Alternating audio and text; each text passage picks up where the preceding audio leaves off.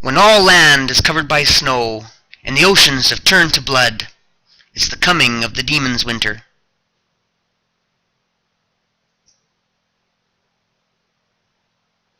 That's better.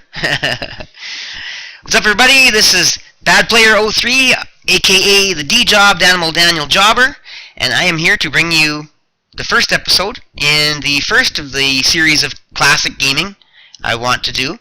And of course, I'm not going to be doing them all in order. I'm going to be kind of mixing and matching whatever I feel like doing on a certain day. But this is to bring back to life the classic Demon's Winter, which was released for the Commodore 64, of course, the PC, aka the IBM PC back then, and the Atari computer, various computers. Anyways, I think it was probably got a version for the Apple as well. But anyway, this game is a classic from a number of years back. It says the date here at all. It's in the 80s anyways. It was a game I really enjoyed, and yeah, I just wanted to bring it back to life because I always thought it was such a cool game, and I haven't seen anyone do a playthrough of this game. Of course, I'm not going to be playing through every moment of everything I do because there's a lot of grinding in the game, but I'm going to do at least something of everything so you can see what the grinding is all about, so you can do it for yourself. You can see what it takes to get through the entire game, play it for yourself, and give you some tips and things on how to play the game your own way if you want to play it a different way than the way I'm playing. It's not an open world per se because there is many areas that are dangerous to explore before you're ready. But you can do a little bit of exploring as long as you're well geared and prepared. Mostly you want to follow the storyline, and of course then there's points in the game where you can choose to grind and beef your characters up as much as you want. So you will be in for some interesting moments in this game. I think it's one of the best games ever released for those computers in that era, especially RPG games, because it was so deep. It took some flack over its graphics and sound, so I'll warn you up front that not everybody appreciated the graphics and sound, but the mechanics and all the things they built into the game were so amazing, in my opinion, that I think it made up for it. But anyways, we're going to go to the basic game here. I'm going to get all this craziness off the screen here. So first off, when you first boot the game, you have to answer these questions. So what's the minimum spell point cost for the Sanctuary spell?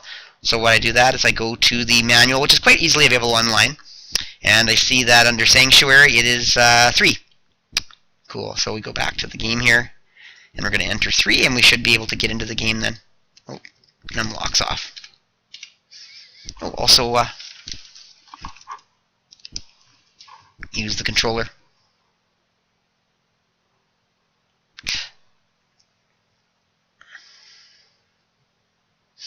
Now one thing about this game, good it's going, is you want to do some planning before you start, because skills in the game are required dependent on intellect points, which you only gain really so many of in the game. And of course, the more the levels when you get a level, you get 3 different points. Sometimes you'll be 3 of the same, or a random combination of the 3 stats. But of course, and you can keep trying again until you get what you want and keep saving and reloading.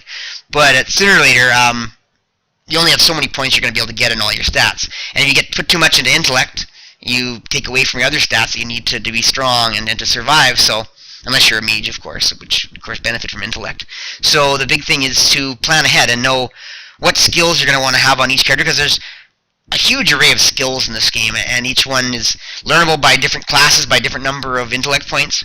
And obviously ones that are 8, 9, or 10 for a class to learn, really you're not meant to learn them in that class. It's just that simple. Even 7 or 6 is a big stretch to go. It means that class is not particularly suited to that skill, and so you might want to think twice about doing it on that character. So you want to plan ahead and decide what skills you can do without, what ones you have to have. And actually, you may have a total different idea than what I do, but I'm going to go through my characters first of all, because it's a good idea to let you know who the stars of the show are, I guess. Second, I want to just kind of keep an eye for a second here.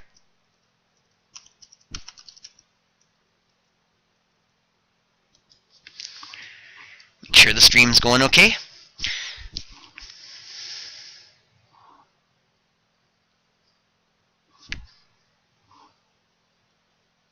Alright, good. Excellent.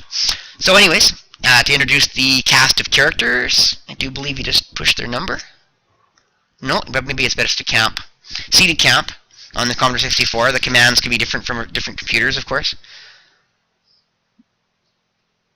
Takes a minute to load the camp, and then it's easy to inspect people when you're in camp. Of course, in camp you have to sleep every so often. Well, you don't have to, but as it gets late in the day, the screen gets smaller and smaller that you can actually see around you. So it's very difficult to maneuver in the dark because you only see a small amount of area around you. So it's best to sleep at night. Plus, every day you can hunt and do things like that, the things that are once per day, and so you reset those. And of course, hunting is important because you only have so much food to start, and you have to use some food every day, so really you want to hunt every day. And of course, hunting is a skill, and I'll get to that in a second. But anyways, first of all, I'm going to show you the characters to start. So, first off, we have Daniel. There we are. Level 1, of course, starting in the game. Dwarf Paladin. I did choose Priesthood, so I chose the deity Illo. I chose him a lot, because he resurrects one of your characters when he hears you. More on priests and stuff like that later. Basically, when you call on their aid the first time, it's so much chance of hearing you, and if he hears you, you get the reward, but then every additional time you try to call on him, it gets lower and lower odds until eventually he doesn't ever hear you again, or you have to go back to his temple and pay money to pray to him, and then he resets. But anyways, so Daniel is a dwarf paladin. Speed of 9, strength is 12, intellect 9. Strength's pretty good. Endurance 11, skill 12. Pretty good for starting character. Intellect's a little low, but of course, you build it up as you go along. He has enough for the skills that I needed to start, so that was the important thing. So pretty good paladin. Dwarves, I chose a dwarf for him because I wanted to have a character that I believe dwarves see in the dark, if I'm not mistaken. I remember it's in the book what all the different races do, but a good mixture is useful. Anyways, I think there's a next screen. Yeah, so I chose the skills Sword and Priesthood. Yeah, Dark Vision, that's the automatic skill when you're a dwarf. But Sword and Priesthood I chose. So Sword, of course, is giving him a weapon skill, because it's one of my main fighters. Currently we don't have any weapons, so we have to go to the town here pretty soon and buy some stuff. Then we have Nina, named after my wife, of course. Oh, why do I keep hitting the... I want to just hit the number. There we go. Human Barbarian. Humans don't have any special abilities, but they don't lose any pluses or minuses to their stats, and they get pretty good maximums for each of their skill levels. So human's a good safe bet for a lot of for at least one of your characters or some of your characters. Anyways, with speed 13, strength a bit low at 7. I'll have to get that up fairly early on because she's a main fighter. Intellect 14, pretty good for skills. Endurance 12 and 13 skill. Intellect, strength, and skill are good for fighting, or your fighting stats basically. So she'll be so-so. Endurance is how your hit points are based on. Intellect, of course, is skills and magic, and of course these characters are not magical, so that's for skills for them. And speed is kind of interesting, because I do believe every 3 speed points means an extra move in the combat arena. So you always want to go in groups of 3 if possible. And of course, I never mentioned that one of the interesting things about this game is one of the first games to ever use an arena combat system, kind of like they used in the Gold Box series, and to a minor extent in Ultima 3 and beyond, where you get to a separate arena where you move around. This game really utilized the arena well because it reflected the land that you're in when the fight starts and that sort of thing. So you'll see more of that pretty quick here. So anyways, of course, once again, no weapon. I chose Axe and Berserking, so weapon skill. Berserking is a skill that helps in combat when it triggers. It's almost like a proc in World of Warcraft if you're familiar with the game.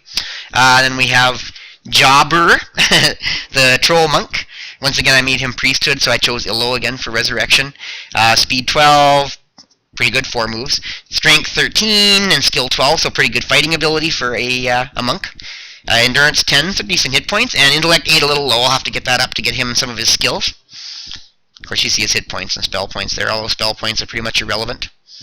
And he has regeneration, which is why he's a troll. Trolls regenerate their hit points. Kind of nice to have that ability where one guy automatically heals himself as time goes on. If your spell points get low, that can be quite useful. Karate, of course, is his fighting skill because it saves me trouble having to buy him a weapon. And of course, monks, that's why I chose a monk, because monks learn karate and later on kung fu, which allows them to fight without a weapon. And of course, kung fu also stuns opponents, so it's quite useful in the end of the game when fights get really tough. You can stun a guy suddenly. And then, of course, priesthood, which you saw I had his deity there. Once again, he needs armor. They all need armor. We haven't got any armor either. That's just, but he doesn't need a weapon because he uses karate. Then my wizard, Runefinger. You only see the short form of the name there. There we go. Elf wizard. Elves are really good for detecting magical items, and that's critical in this game because that's really your main source of income is magical items that you inspect and sell, or identify and sell, because you just don't get that much from fighting, and fighting is tough and takes toll on your characters, whereas magical items are basically free to sell. A lot of them are just +1s, but every now and again you get a +2 or one with a really magical power on it, and of course you sell these, you get a lot of money. And of course one of our first quests is to get enough money to buy a boat or a ship so we can sail once we get to the west coast. So you'll see that as really one of the first quests in the game, besides, as you'll see, the Kobold camp. Anyway, see, Runefinger is speed 11, so unfortunately not quite enough to get a 4th move, so hopefully I'll get a speed point fairly early on. Strength and skill, surprisingly strong for a wizard, 10 and 12.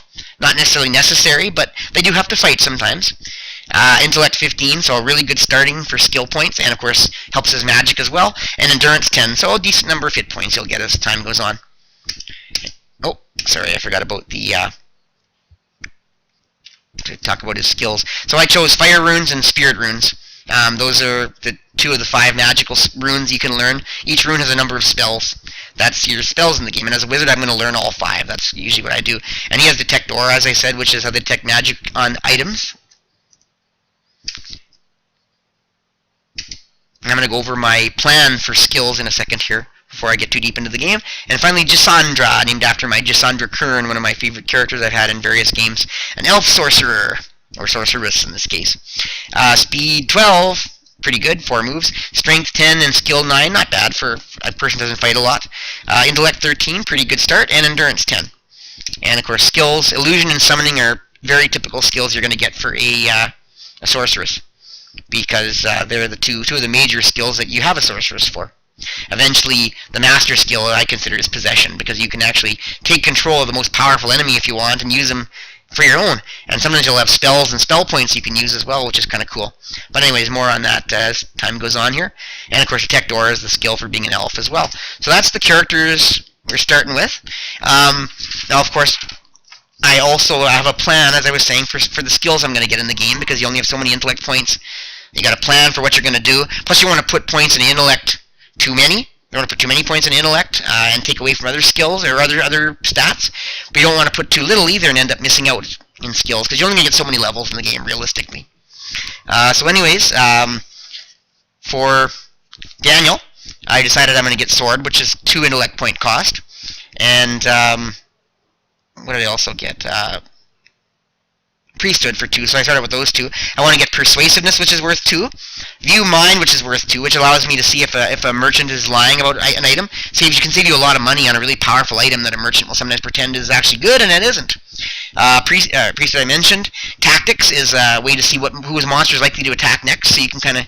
It's an optional one, but it's nice sometimes to know if you're going to get attacked by a certain monster next.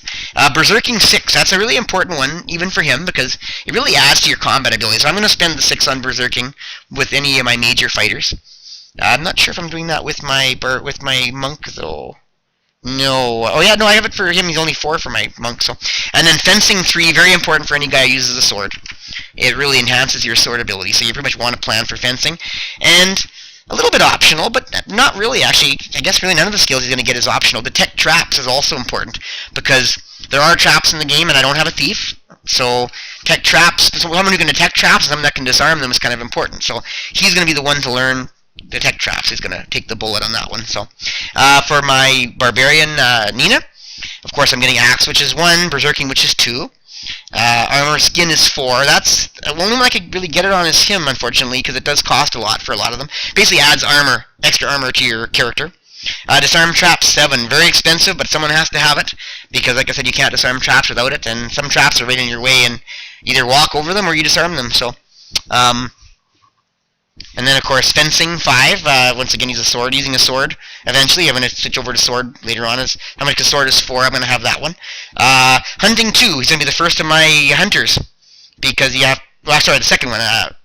No, I guess the first one I mentioned has hunting, because hunting is critical for having food in the game. You need at least 1 hunter, pretty much 2 for the most of the game. Later on, when the seas turn to blood, it's even nice to have a 3rd hunter, because sometimes it's hard to fish and hunt And then, of course, spoiler alert again, that the seas turn to blood at some point. Weapon lore 7. Now, that's an optional one, but weapon lore is kind of nice to be able to detect items on the go. So late in the game when you're getting a lot of items and you're trying to build up your money for something that basically enhancing your items at the end of the game or near the end of the game, you're nice to have that on the go, so he'll learn that as an optional one last. For my monk, jobber, I have planned to get, of course, karate, and kung fu is 3, so I'm going to plan on those, of course. I'm hoping to eventually get armored skin, which is 6, but that's an optional one. But I have to wait till the, spoiler alert, the priests or the priests and shaman gods all die, and you are stripped of the skill temporarily, and you can reallocate those points. Berserking 4, hunting 4, it'll be my second hunter, and of course, priest or shaman 4. I chose priest, I guess, for now. But he could have been a shaman as well. So not as many skill points, but a troll only gets a maximum of 20, so I have to be very economical with points. Just like a paladin only gets 24, so with Daniel I had to be very economical about what I plan to do. For my wizard, they can get a maximum of 40 for an elf, so they have tons of freedom. And of course humans have a maximum of 32 intellect, so they also have a lot of freedom. But anyways, my elf wizard, I have plans to get all 5 runes. So fire runes is 5, ice runes is 4, metal runes is 4, spirit runes is 4, and wind runes is 5. So a lot of points right away in the mage runes. I'm going to have to learn a fighting skill, so mace 6 is what we're going to learn for that. Priesthood, I like to have him worship Vimarkan, who bestows a massive amounts of spell points, and when you use them up, you still get to keep the remainder, so that can be handy late in the game when you're low on spell points and have to replenish them quickly, because they don't replenish very fast. But one call of Vimarkan gives you a bunch of bonus points to use for a tough fight, and the remainder, you stay full. You can keep you full, so basically letting you start again with full magic points. So Vimarkan is really a game changer at some point. And I think that's all I planned for him, because really it's a lot of intellect just to get the 5 magic skills, and I like to have them all. I'm the kind of person who likes to have every spell in the book optional to me, so that's the way I do my wizards. You can choose on your own. Maybe you find a rune isn't as useful and choose not to have it. And then finally the elf sorceress has a maximum of 40 IQ as well, so lots of freedom there, but there's not a lot of good skills. So of course I plan to learn mace, 6 for weapon skill. Illusioning and summoning I already have, which is 5 and 3. Illusioning is just like summoning, but the characters are only half as good, and they can be dispelled if you have bad luck, whereas summoning, the monster's there to stay, and he has full power. So, but however, it costs a lot more magic points for the same level of monster. So you get a much better monster for cheaper with illusion, although he once again is weaker and he can be dispelled quicker. I believe he's weaker. I know he can be dispelled quicker anyways. Then of course possession is really cool, because you can take over a really tough monster late in the game, so that's 5, very worth it. Shaman 5, he doesn't easily learn to be a priest, so we go with shaman. I usually choose a pretty good shaman god. In the past I've chosen Volabuz, who gives you superhuman speed, which means you can just basically wipe the battlefield with everybody. Of course we call him Kegabooz, because it was funnier to call it that. And monster lore, which is 5, because someone can learn it.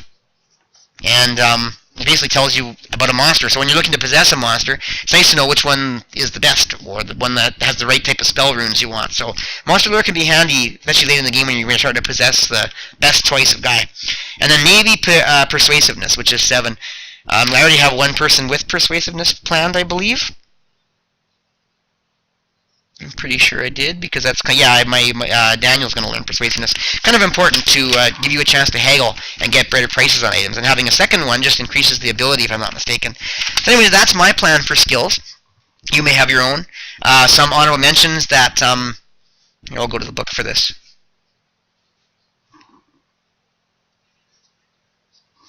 Oh, there we go. I froze up for a second there. Some honorable mentions that you might see as more important. The most likely one is, of course, you have a visionary, one of the unique classes to this game. View, of course, they have view monster, view, what are the views here? View land, which allows you to see the area around you. Could be useful if you don't know the land very well. View mind, which helps you, which we do have, which we're going to have, which helps you see if a merchant is lying. View room helps you see what's behind a door in the next room, what the room looks like, basically, so you can see if it's a room that's likely to be dangerous. And then finally, view items lets you see what an item might be used for in the future. A lot of at least 3 of those, if not all 4, are skills that are very handy if you're a new player and want help in the game, because these skills really help you your first time through the game. For example, there's a lot of items that have to be used with various other items in the game, especially as the game goes on, and view item tells you what it's going to be used with.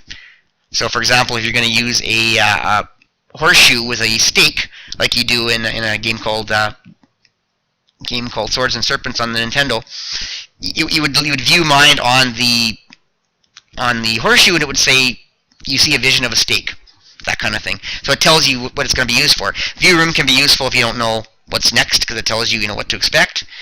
Like I said, view land allows you to see around you, almost like what do they call it? The eye spell in World of Warcraft. I can't think of the term. The eye of Kilrog, which allows you to see around you. It's kind of useful when you're learning the land, of course. But I know the land pretty well. And then, of course, view items is usually good to save you money on a really powerful item that seems too good to be true, because sometimes they just are. So those are the most common ones that people might say we got to have. Of course, we have a thief, detect traps. Disarm traps are easier. I have to spend a lot of points on mine. Any other ones that I don't plan to have? I think that's it. I think that... Oh, items, potion lore, item lore, and is there another lore? Either way, those are ones that are typically used for a scholar, if you choose that class. But really, the only things you're going to really view that are unidentified are weapons, so I'm not even sure why they exist. You don't generally get unidentified other potions and items. It's usually weapons. I guess the occasional item might pop up, but really weapons are the big one, and that's the most common, and that's where you're going to make your most money. So weapon lore is by far the most useful, which is why it's the one I do take. But some people might say they have a use, and that's up to you if you choose to have them. Maybe you might want to make a scholar or a visionary. Those are classes that embrace those skills that I don't use very much. But anyways, that's it. That's the list of skills. And of course, you see all the different classes and how much each one costs to use. So that shows you have to make some choices. So planning ahead is very important. Here, and of course, with your races too, it tells you the maximum of each of the stats and different types of magical items you can find, and certain ones you can enchant at the end of the game, as I was saying, or near the end of the game. Spell rune, minimum points cost, I was showing you before, some information on monsters. The manual's got lots of good stuff. What classes can use what type of armor. As you can see, the wizard and sorcerer can only use cloth. My monk can use up to leather. And my other 2 characters can use full plate, so nice to have that ability. And some other stuff in the manual too, obviously information on all the classes and what each of the things actually do. Here's some of the different enchants you can put on items. Or find on items, I guess. Of course, classes, and talk about the classes and their special skills that are associated with them. But anyways, the game is huge. This is a big world game, and so if you want to have a map, and so I have that handy here. Here, I believe, there we are. So as you can see, this is the world. You start off here, I do believe, or is it here? I think it's here. And then you work your way to the coast where you can get a ship and start to explore. Because a lot of the colleges where you learn the skills you haven't got yet, a lot of them are offshore or on islands or in different places. This place up here, I believe, is the desert? Or is that the tundra? I can't recall anymore. One's tundra. I think that's tundra. I think that's desert. And this is called the kudzu. It's a big, massive world of vines. And of course, there's something really important in the middle, which I won't tell you about yet. And down here is the volcano, where you'll see is a big part of the end game. And I think this is a dungeon in here or something. I can't remember what's in here. We'll get there. Anyways, that's the map, so it's good to have that handy. Because when I first played the game, one of my regrets is I never could finish it. I missed something, and I didn't know what I'd missed. I thought maybe it was some distant land somewhere that I'd never been, and I just never happened upon it. And I even had a dream once that it was the case, and I found this place, and I was walking in this great area, and oops, there was an area I had never been, and I was so excited in my dream that I finally found the solution, and then I woke up and realized there's no place like that I've ever found. Finally, and the game ended up glitching on me, so I never could finish it, and one day I'd say, you know what, I want to know how this game was meant to be finished. So I sent in for new replacement disc. And then I also sent in saying, I'm stuck, can you help me? And then she sent me a walkthrough, and I found out that I missed one stupid item or I had the item and I missed the thing you're going to use it on. Black archway it's called. I never noticed the black archway and paid attention to it, and I forgot it was there, and I never once tried to use the black wand on it, and because I missed that one little piece, I could never finish the game. Because I missed a major quest, or a major dungeon piece that led to the next step. So I basically robbed myself of the experience of winning the game on my own by missing one little thing. So sometimes a walkthrough can be a key thing. Back then there just wasn't walkthroughs readily available, so you got stuck, and sometimes you wanted to just read the whole solution, and that's what I ended up doing, and, well, sort of, anyways. It wasn't totally clear. I still had to go through and experience it and figure a lot of stuff out, but really, once I found that one clue, the game was pretty easy after that, so. But anyways, that is all the background. I really love this game. I hope you do too. I'm not going to do it all at a time. I'm going to be doing it bit by bit, and I'm only going to be doing it the key parts, so you can see every step of the way and what to do. There's going to be a lot of grinding I'll do on my own, so every now and again, every time I do a new episode, I will update you as to what I've done. So let's get started. So right now we're in camp. We don't need to be, so we'll exit the camp. And we're going to start our first fight. Oh, actually, we'll start to explore to the west, too, because there's nothing to the east. Or sorry, to explore to the east, there's nothing to the west.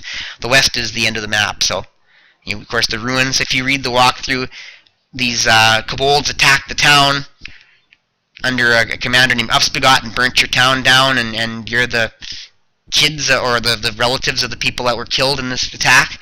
And as you leave, you hear the echo of your loved ones saying, "If I die tonight, avenge me, avenge me, avenge me." And so this is how we avenge them. I guess we work on our way to find out what we can do about these vicious kobolds. And of course we find this town here. Seaside, I believe, or well, we'll see. Here's towns. You have to go into a separate disc on the Commodore 64. It's what it is. This town, I don't think it's Seaside, or maybe it is. I can't recall now. I think it is Seaside. Okay. Of course, we have healers, the marketplace, the inn here, the Church of Commodore, if you want to worship Commodore and aren't a priest yet. A pub where you can get clues. I think they cost money. Oh, you buy food there too. But anyways, right now we need weapons and armor. That's really what we need. We don't need healing because we're still pretty full, so let's go to the marketplace. So we need daggers for Runefinger and Gisandra, so let's, I'm going to haggle once.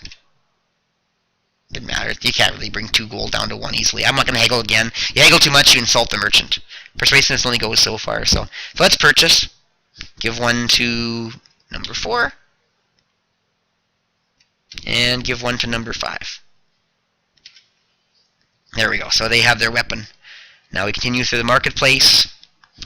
Small axe, short sword, cloth, leather. Can't afford much. So we'll get a small axe for Nina, because that's all she can use right now. And we'll get a short sword for Daniel. Oh, actually, here, this one we should haggle once, because maybe I'll get the price down. Yeah, down a point. Purchase it and give to Daniel. And now we need armor.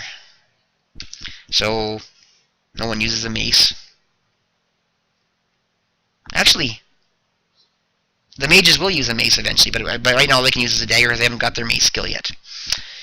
Torches, don't really need them right away. Eventually you can use them in a dungeon, but actually I have a see in dark ability by, because I have a dwarf, yeah, Daniel has a see in the dark, so we actually don't need a torch. We can see enough in the dark generally. You can use a light spell for better vision, but it's not required. You can see enough to get by with the see in the dark spell, or dark ability.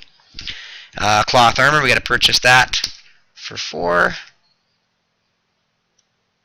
Purchase that for 5. Now we can use leather on Jobber. Haggle once. Purchase it for Jobber. And hopefully there's at least chain or something for Daniel and Nina. No, looks like we're stuck with leather to start. So purchase for Daniel. You'll find better stuff as you go along, of course, and you might find for spoils of combat better weapons too sometimes early on. So, okay, that's all I need. Now I'm gonna get out of the town. I don't think I need anything else.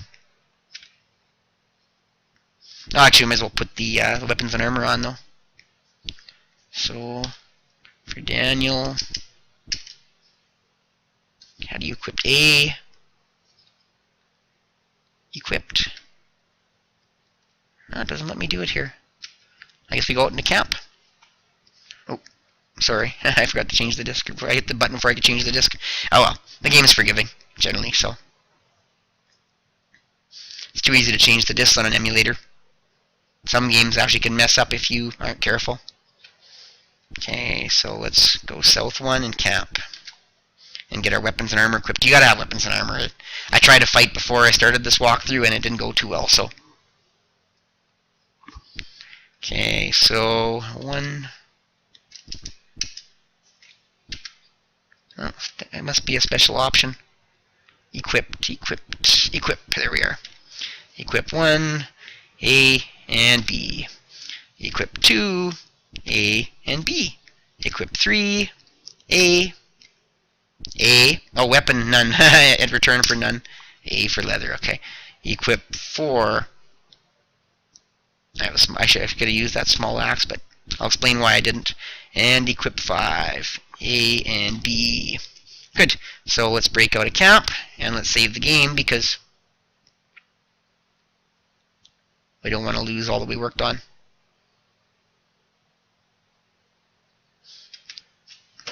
There's a calendar system in the game. I think there's 12 months, at least, and there something like that. Yeah, I believe there is, and they're all named after a different thing, as you'll see. Does it have much effect on the game? I don't think so. Oh yeah, it does sort of, because certain things happen in the game after so many months that are not in your control. And then the final thing that happens to really make the game exciting at the end is fully within your control. And once it happens, then things really get tough. So you definitely don't want to go too far ahead of yourself, because that's how I got in trouble and made my game that much more difficult to finish the first time, by doing something I shouldn't have done way before I was supposed to do it. Anyways, now we want to start some combats. Different types of combats in different areas. The safest thing is to stay in grass, but trees are okay too. There's another town, and there's the Kobold camp down below, as you see. That's where Ufspigot and his men are camped out, and that is an early mission, sort of. But first off, we'll make that the second episode, because first off, we're just going to show quickly the combat system and what it's all about. Ooh, thugs. I hate thieves. Thieves are nasty, because there's so many attacks, and they're so fast. They can drain your hit points down to nothing and kill you before you even have a chance, so you need to really kill these guys quickly. I wish I wasn't fighting them. So you move up to the guy with your joystick, and you attack.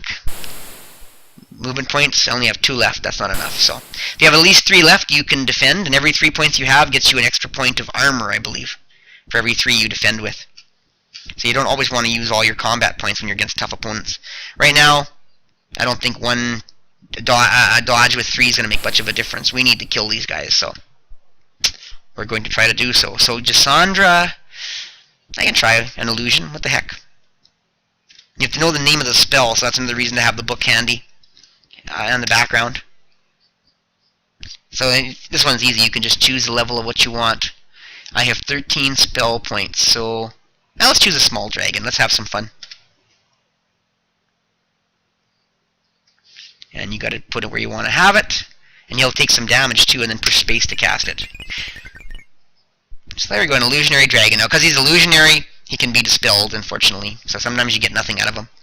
Rune figure. Now we're going to cast a spell, but we need to know what spell is a good idea. Fire runes are best. Column of fire. The more points you minute, the more damage you do. So let's do that. Try to get rid of some of these thugs early on. Column of fire. Spell points. 5. And then, I didn't do it. Oh, numlock. The numpad's not working well. So let's put that over onto him. Actually, he's almost dead. Dead. One down. 3 to go. Alright, now Daniel's going to go take on this guy. Oh, good, the fire button does work for attack. So the fire button is your attack if you want. If you're a person who likes to use the joystick for more things. A lot of the commands, so you need to use one of the keys for. Okay, Nina's attacks.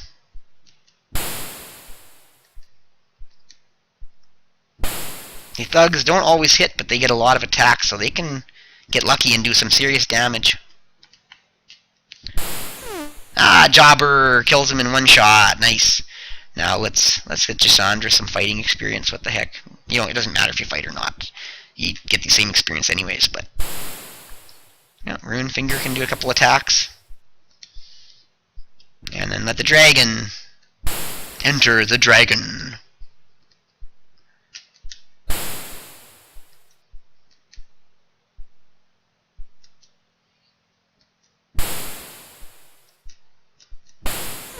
There we go. One down, one left to go. Like I said, sometimes dodging is a good idea against thieves. Generally isn't, for the most part. It just doesn't do that much good. Him, there's no reason to attack, so I may as well dodge. Dodge? No, just didn't register it. And he's almost dead, so I'm just going to go all out. Now the dragon might not even get there anymore. No. Hopefully Daniel will finish him off. Yeah. Good. Victory. So you get experience. Hopefully you get some items. Now here's the trick. You want to fill up your guys that have detect magic. Your elves. In my case, Rune Finger and Gisandra. You want to fill up their items because you only get one or detect chance normally, or detect the magic. However, if you fill the guy up and you attempt to give him the item, it says no room for it and makes you choose again. Every time you do that, you get another chance to detect magic. And remember, I mentioned the first goal is to, well, I guess second goal. First goal is to beat Utspagot in the Kobold camp, but first big goal is to get enough money to buy a ship. So you need a bunch of aura detects to get that money to buy your ship, so you got to find them. So you fill your guys up with items, and every time you get an item, you do 5 to 10 attempts to give it to a guy who can't hold the item, and you get another chance to detect magic. Anywhere between 5 and 10, and you've pretty much guaranteed if it's magic, you'll detect it, and if it isn't, it won't come up. So you'll know what's worth keeping and what's garbage. And then, of course, you keep everything and sell everything. It's worth a little bit of money. But you want to inspect any items that have magic, because that's when you get there. Because if you sell an item that's magical without detecting it, or identifying it, you don't get the money. It's not worth anything, so you don't want to do that. So you need to detect those items and then identify them. So to find them, fill your guys up with items, attempt to give them the items multiple times, usually between 5 and 10. I think 5 is usually enough anyways. You may not need to go any more than that. And you will know if any items in the game are magical. Keep your elves full at all times, or at least one of them full, so they can always detect items multiple times. I guess one's probably full is probably enough, because you can use the same one over again. You don't need to really fill 2. So fill one guy up quickly anyways. So we're going to give this to Rune Finger. We want to fill him up. That's his second item. No, okay, it does work. If there's more than one item, of course, it'll go to the next item. If it doesn't do anything, it's loading and the fight's over. That's the only item you found. That's why it doesn't respond. So anyways, here's the second town. Just go in quickly to say we did.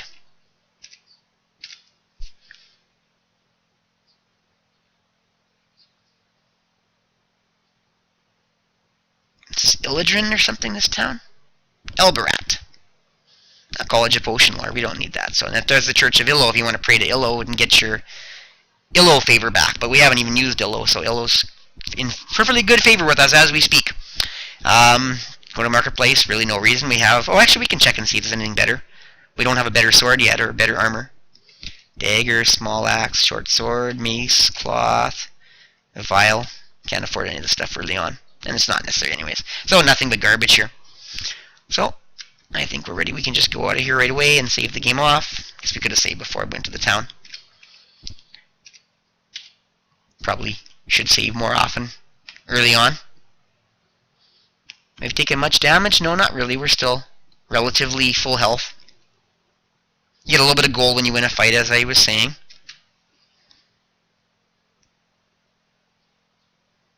But the most of your gold is going to come from detecting magic on items, usually weapons, identifying them, and then selling them. So I've done this episode here. We're not going to go much further for the first one, because there's lots to come. Next one we'll do the Kobold camp, and we'll do some more fighting. We won't be using as much magic in later fights, because magic can be expensive early on if you don't need it. So here's the Kobold camp. Anyway, it's just to show you what it looks like quickly. So yeah, it's big dungeon. You only see so much when you have only your basic see in the dark. So if sometimes you want to use a torch or a lantern, or use the spell Crystal Light or something like that, which is an ice rune spell. But anyways, we're not going to go in here right now. That's the next episode. Then go on to the grass, where you get the best fights early on in the game, or safest fights, which you can win easier, so you can build up your money, fill up your items, start finding detected items. Eventually work our way to the coast, as I was saying, where you can eventually buy your first ship and explore the seas. So, see, it's getting to be dark now, so that the screen's starting to shrink. When it gets too small to be practical, we will camp and sleep for the night. Oh, we need to hunt too. You can hunt on the first day, I believe. And we don't want to do that before we sleep, because we don't want to waste our hunts for the day. Only hunt once per day. That's a great way to get lots of food. One giant spider. I think I can handle him. Nice when you get easy fights early on, because you're not very strong. You don't want to face too much. These will just dodge, because there's no point wasting magic, and they're not really good fighters anyway, so there's no reason to run over to them.